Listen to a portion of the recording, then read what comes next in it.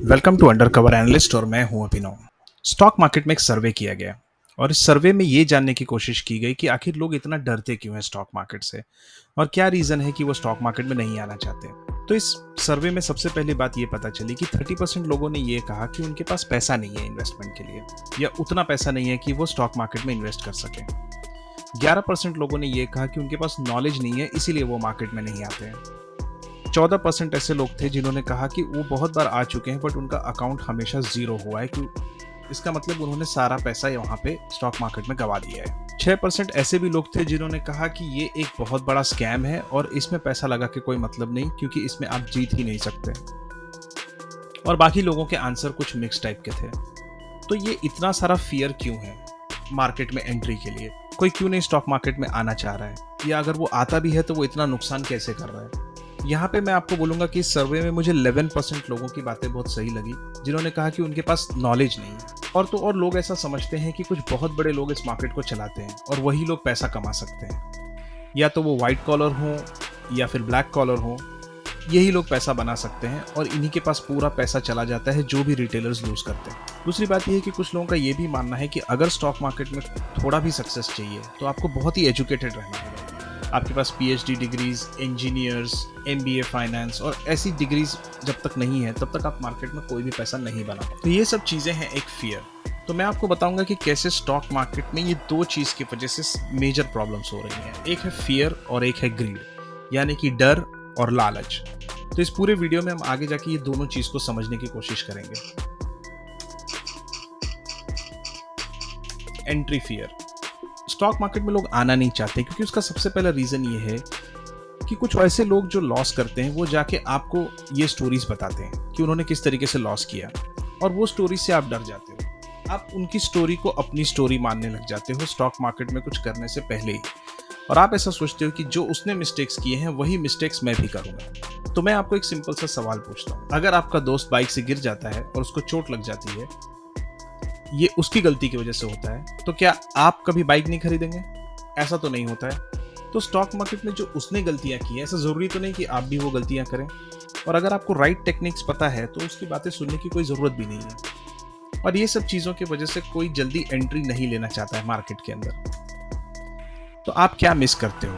आप इस तरीके का एक बुल रन मिस करते हो, इस तरीके का एक ग्रोथ मिस करते हो। 1991 से जो स्टॉक मार्केट में रिटर्न्स दिया है वैसा कोई भी फाइनेंशियल इंस्ट्रूमेंट या कोई भी इंस्ट्रूमेंट ने आज तक रिटर्न नहीं दिया। लेकिन प्रॉब्लम यह है कि इस फियर की वजह से आप ऐसी अपॉर्चुनिटीज को मिस कर जाते हो। अगर आपने इस चैनल को सब्सक्राइब नहीं किया तो प्लीज सब्सक्राइब कर लीजिए, बिकॉज मैं ऐसी फाइनेंस की चीजें आप तक ले आऊंगा और आपके सब्सक्राइब करने से मुझे और भी मोटिवेशन मिलेगा कि मैं ये चीजें आप तक लेके आऊँ। तो ये तो था फियर, जिस वजह से आप डर के मारे स्टॉक मार्केट में नहीं आते हो। लेकिन जो लोग स्टॉक मार्केट में आ भी जाते हैं उनके साथ कुछ ऐसी प्रॉब्लम्स हैं जो मैं डिस्कस करना चाहता हूँ। सबसे पहले वो मार्केट में आते हैं इसको समझ के कि ये बहुत ही इजी गेम है। तो मैं आपको एक एग्जांपल देता हूँ कि अगर सैटरडे मॉर्निंग में आपको एक बुक देता हूँ जिस बुक का टाइटल है कि ब्रेन सर्जरी कैसे परफॉर्म करते हैं, और मैं आपको 2 दिन का टाइम देता हूँ, सैटरडे और संडे, और मैं ये कहता हूँ कि सैटरडे और संडे में आपको इस बुक को इतनी अच्छी तरह से पढ़ लेना है कि आप इसकी पूरी चीज़ों को समझ जाएं। और ये पढ़ने के बाद मंडे मॉर्निंग को मैं डायरेक्टली आपको एक ऑपरेशन थिएटर में एंटर करवा देता हूँ और इस ऑपरेशन थिएटर में आपके सामने एक ब्रेन का पेशेंट होगा। तो क्या आपको क्या लगता है, क्या आप ये ब्रेन सर्जरी परफॉर्म कर पाएंगे? क्योंकि आपने तो 2 दिन में वो बुक पढ़ी हुई है। आपके उस ब्रेन सर्जरी परफॉर्म करने के चांसेस कितने हैं? 0। लेकिन फिर आपको ऐसा क्यों लगता है कि अगर सैटरडे मॉर्निंग को मैं एक बुक पढ़ता हूँ कि how I made 2 million in the stock market, और इसको मैं सैटरडे और संडे बहुत अच्छी तरह से पढ़ के मंडे मॉर्निंग को सीधे मार्केट में उतर जाऊंगा और मार्केट में मैं लाखों रुपए कमाने लगूंगा, ये चीज आपको ऐसा क्यों लगता है कि इतनी ईजी है? तो सबसे बड़ी बात यह है कि आप ऑलरेडी फ्रस्ट्रेटेड हैं अपने लाइफ से पैसे को लेकर। आपके जॉब से आपको बहुत ज़्यादा कुछ नहीं मिल रहा है, इंसेंटिव्स नहीं मिल रहा है, प्रमोशन नहीं हो रहा है, आप 12 घंटे काम कर रहे हो लेकिन फिर भी आपकी वॉलेट खाली है। आप ऐसा सोचते हो कि मैं अपनी ड्रीम की चीज़ें मैं कैसे पूरी कर पाऊँ। फिर आप स्टॉक मार्केट की तरफ आते हो और स्टॉक मार्केट की तरफ आप बस एक ही चीज़ सोचते हो कि मैं किस तरीके से शॉर्ट टर्म में बहुत सारा पैसा बना लूँ। होता क्या है कि आप सोशल मीडिया की तरफ जाते हो और सोशल मीडिया आपको कुछ इस तरीके के इमेजेस फेंकता है। बीच पे बैठ के ट्रेडिंग कर रहे हैं, दुनिया में कहीं से भी बैठ के ट्रेडिंग हो रही है और अपनी मनपसंद गाड़ियां ले रहे हैं जस्ट बिकॉज आप फॉरेक्स ट्रेडिंग करते हैं या क्रिप्टो ट्रेडिंग करते हैं, और ये सब चीज़ें, फ्लैशी चीज़ें आपकी आंखों के सामने दिखाई जाती है।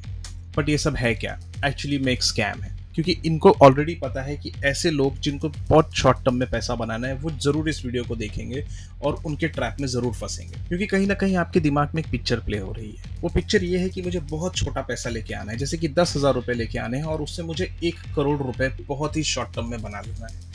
ये पिक्चर एक नॉर्मल मिडिल क्लास और लोअर क्लास के लोगों के दिमाग में चली जा रही है। फिर क्या है, मैं बीच पे बैठ के ट्रेडिंग करूंगा और करोड़ों रुपए कमा लूंगा।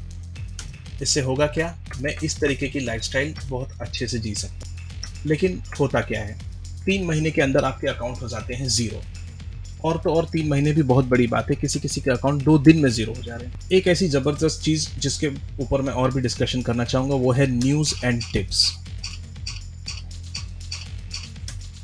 न्यूज़ और टिप्स को हम थोड़े से डिटेल में समझने की कोशिश करेंगे। होता ऐसा है कि आप न्यूज़ चैनल को देखते हो और न्यूज़ चैनल में हमेशा आपको एक बंदा कोई ना कोई स्टॉक के बारे में बताता रहता है, उसके प्रॉफिट टारगेट्स और उसके स्टॉप लॉस टारगेट को बताता रहता है। लेकिन आप अगर ध्यान से अगर ये सोचें कि आखिर ये बंदा आपको रिच बनाना क्यों चाहता है, आखिर ये क्यों चाहता है कि आप वो स्टॉक खरीदें, तो इसमें सिंपल चीज़ होती है कि उसका कहीं ना कहीं एक हिडन इंटरेस्ट उस स्टॉक के अंदर होता है और ये चीज़ पूरी रिग्ड होती है उसके साइड से। रिग्ड यानी कि ऑलरेडी फिक्स होती है कि उसे क्या करना है। दूसरी बात यह है कि आप कभी उस लॉजिक को समझने की कोशिश नहीं करते कि अगर वो स्टॉक ये बता रहा है तो वो क्यों बता रहा है और क्या उसका फ़ायदा क्या है और मेरा फ़ायदा क्या है। तीसरी चीज़ है कि अगर आपने देखा हो तो आपको एक अंदरूनी ट्रस्ट होता है उन एंकर्स के ऊपर। आपको लगता है कि ये इतने बड़े न्यूज़ चैनल का एंकर अगर कोई चीज़ बता रहा है तो वो गलत थोड़ी ना होगी।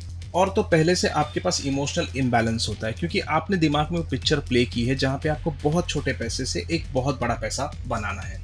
अब टिप्स पे बात करते हैं। अगर एक दुनिया में सबसे फास्ट अगर कोई चीज़ पहुंचती है तो वो है सीक्रेट। आपको पता है कि सीक्रेट स्पीड ऑफ लाइट से भी ज़्यादा तेज पहुंचती है और इसी साइकोलॉजी का फ़ायदा टिप्स वाले उठाते हैं। वो एक ऐसी चीज़ और ऐसे स्टॉक के बारे में टिप फैलाएंगे जहाँ पे आप तक वो टिप पहुँचेगी, लेकिन आप ये नहीं जानेंगे कि ऑलरेडी वो बिजनेस डूब चुका है या ऑलरेडी प्रॉब्लम्स में आ चुका है। और ऐसी टिप फैलाकर वो अपना माल ऑफलोड करेंगे, यानी कि अपना शेयर्स ऑफलोड कर देंगे और वो आपके हाथ में अपना शेयर्स देके चले जाएंगे। ये चीज़ बहुत जगह पे यूज़ होती है। एक प्रोपेगेंडा होता है जिसको कहते हैं use pump and dump scheme. अब पंप एंड डंप स्कीम क्या होता है कि जहाँ पे आप शेयर्स को बहुत छोटे भाव में उसको रिग किया जाता है और उसको बहुत ही बड़े प्राइस तक ले जाया जाता है और जब बड़े प्राइस तक पहुंचने के बाद आखिर उसको बेचना तो है, तो वो आप जैसे लोगों को बेचा जाता है जहाँ पे उसकी पहली टिप फैलाई जाती है और बाद में आपके हाथ में वो शेयर्स दे दिया जाता है। होता क्या है कि जैसे ही आप शेयर खरीदते हैं उसकी डाउनफॉल शुरू हो जाती है। बहुत सारे लोग इस ब्लैक टू व्हाइट कन्वर्जन में भी टिप्स का यूज करते हैं। इतनी सारी चीजें हैं जो आपके अगेंस्ट में काम कर रही है बिकॉज आप न्यूज और टिप्स को फॉलो कर रहे हैं। और एक इंपॉर्टेंट टॉपिक जिस पर डिस्कशन बनता है वो है ग्रीड। ग्रीड यानी कि लालच। Quick money in short time, यानी कि आपको बहुत छोटे समय में बहुत बड़ा पैसा कमाना। प्रॉब्लम यह है कि आप एक्सपेक्टेशन ऑफ रिटर्न्स बहुत ज़्यादा रखते हैं। अगर मैं आपको कहूँ कि एक 100 रुपये का स्टॉक आप इन्वेस्ट कर लीजिए 2 साल के लिए और वो आपको 150 तक जा सकता है, तो आपका कोई इंटरेस्ट उसमें नहीं आने वाला है। बिकॉज आप सोचते हो कि 50 रुपीज़ बढ़ा है 2 ईयर्स में, यानी कि 1 साल में 25% रिटर्न। यहाँ किसी को 25% रिटर्न में कोई इंटरेस्ट नहीं है। और राकेश झुंझुनवाला कहते थे कि अगर आप 21% रिटर्न बनाते हो तो आप किंग हो। लेकिन यहाँ पे अगर मैं 25% रिटर्न का अगर कोई मैं एग्जांपल देता हूँ तो आपको कोई इंटरेस्ट नहीं आता, क्योंकि यहाँ पे लोगों को 25% इंटरेस्ट बनाना है सिर्फ 1 महीने में। ये very high returns in very short span of time, ये एटीट्यूड लेकर हर कोई मार्केट में आया और इसी वजह से वो सारा पैसा मार्केट में गंवा देता है। क्योंकि मार्केट को समझने के लिए बहुत ही शॉर्ट स्पैन में आप कुछ नहीं कर पाओगे, उसको समझने के लिए आपको बहुत सारा अपना टाइम देना पड़ेगा। और तो और जो आज की सबसे हॉट शॉट चीज़ है वो है फ्यूचर्स एंड ऑप्शंस ट्रेडिंग। तो बंदा अगर स्टॉक मार्केट की कोई भी नॉलेज नहीं लगता है लेकिन वो डायरेक्टली कॉल और पुट ट्रेड करने आ जाता है, इसका मतलब वो ऑप्शन ट्रेड करने आ जाता है। और सिंपल चीज़ लगती है उसको, क्योंकि अगर मार्केट ऊपर जा रहा है तो उसको कॉल खरीदना है और अगर मार्केट नीचे जा रहा है तो उसको पुट खरीदना है। ये इतना सिंपल है कि कोई भी इसको खरीद सकता है। और तो और सबसे बड़ी बात यह है कि कॉल और पुट 3 रुपए, 4 रुपए और 5 रुपए में भी मिलते हैं, जो ही सबसे बड़े ल्यूक्रेटिव चीज़ होती है लोगों को फंसने में, कि वो सोचते हैं कि 3 रुपए की चीज़ खरीद कर मैं 300 कर दूंगा और यहीं पे उनका ग्रीड बाहर आ जाता है। उसके बाद आप जाते हो सोशल मीडिया पे। सोशल मीडिया पे ऑप्शंस के वीडियोस देखते हो और इतने सारे वीडियोस हैं कि आपको कोई वीडियो की कमी नहीं है। और तो और अब स्क्रीनशॉट्स भी हैं और ऐसे ऐसे स्क्रीनशॉट्स हैं जहाँ पे एक एक दिन में 2-2 लाख रुपए की प्रॉफिट दिखाई जा रही है। ये सब चीज़ आप देख के बौखला जाते हो और आप क्या सोचते हो कि मैं मेरी पूरी सेविंग्स इस ऑप्शंस ट्रेडिंग में डाल दूँ। कि कहीं न कहीं अभी भी वो पिक्चर प्ले हो रहा है कि आप 10,000 से शुरू करेंगे और 1 करोड़ बना देंगे। उससे और भी इंटरेस्टिंग टॉपिक एक और है जिसका नाम है पेनी स्टॉक्स। आइए देखते हैं कि पेनी स्टॉक्स क्या होता है। पेनी स्टॉक्स का मतलब होता है वो स्टॉक्स जो 10 रुपए के नीचे ट्रेड हो रहे हो। और पता नहीं क्यों लेकिन हर एक रिटेल इन्वेस्टर की एक बहुत बड़ी चाह होती है कि वो 1 रुपए में स्टॉक खरीदे और वो 2,000 रुपए का हो जाए या वो 5,000 रुपए का हो जाए।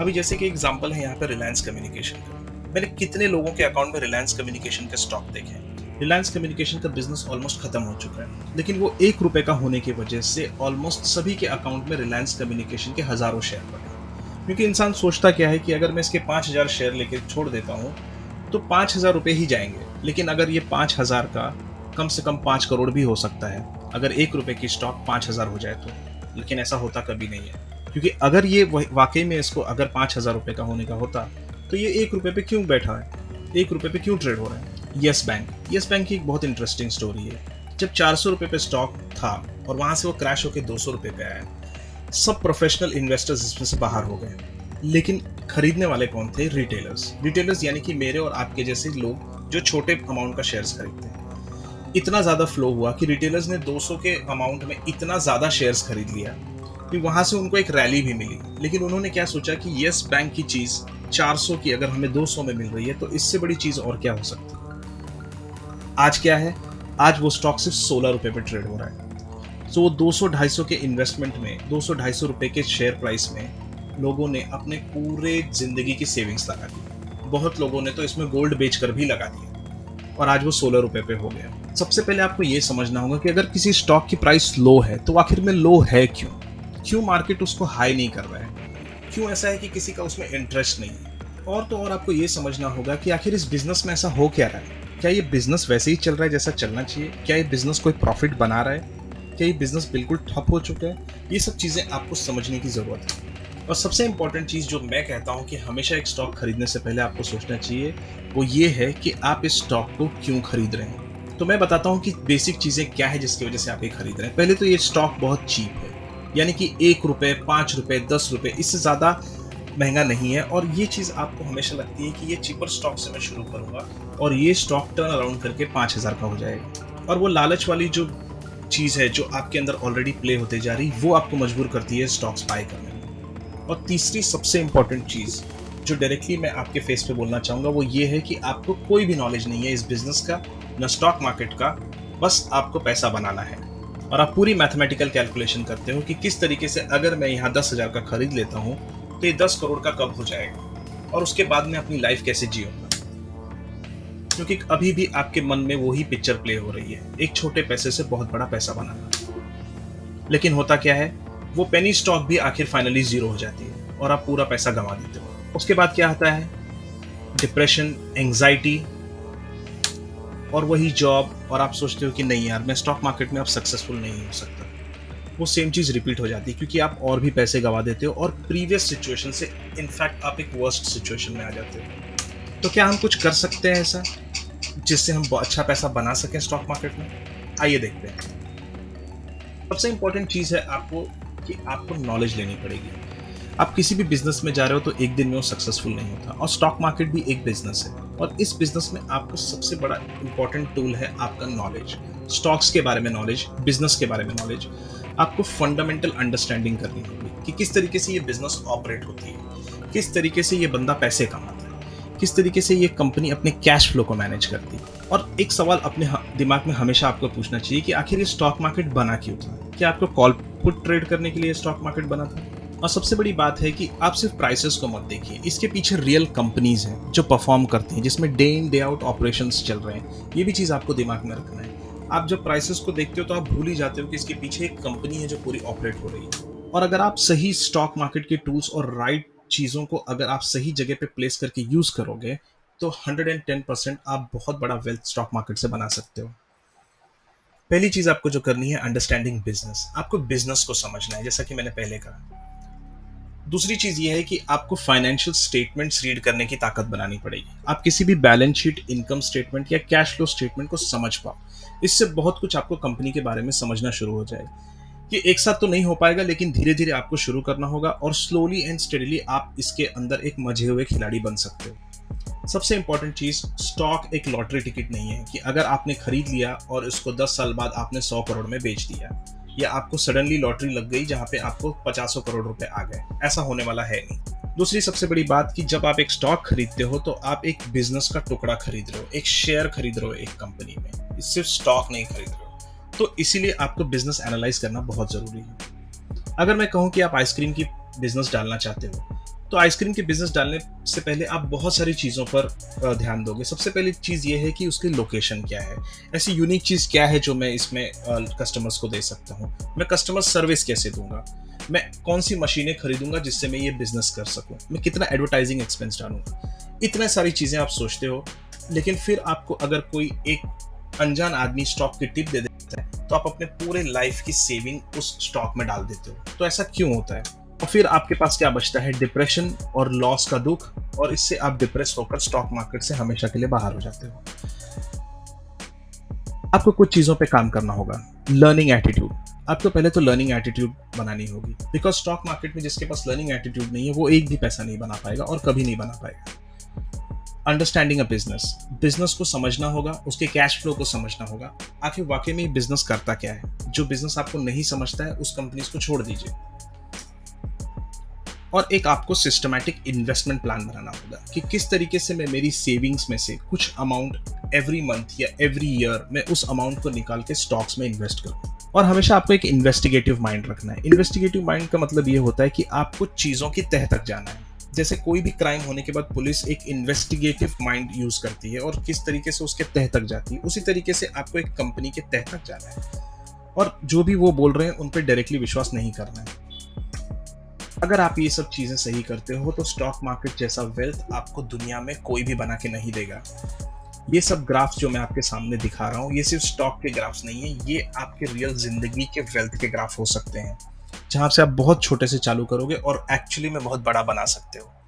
लेकिन आपको इसमें पेशेंस, नॉलेज और बिजनेस को समझने की ताकत बनानी पड़ेगी। और अगर आपको ये सब कंटेंट पसंद आया हो तो इस चैनल को प्लीज़ सब्सक्राइब कर लीजिए, क्योंकि मैं ऐसे फाइनेंस की चीज़ें और आप तक ले आना चाहता हूँ। Thank you.